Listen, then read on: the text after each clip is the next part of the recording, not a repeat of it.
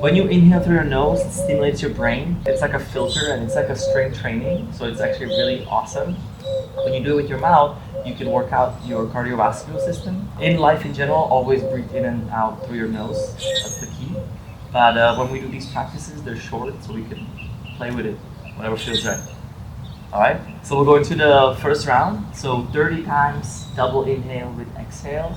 30th time, hold your breath on exhale. Let's do it.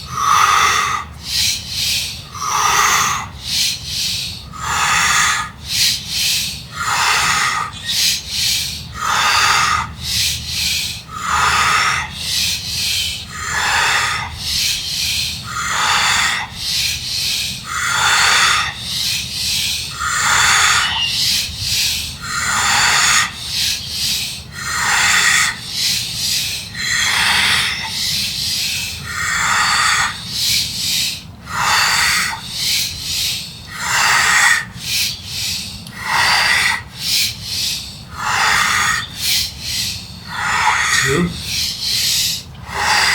one, inhale, exhale, hold your breath.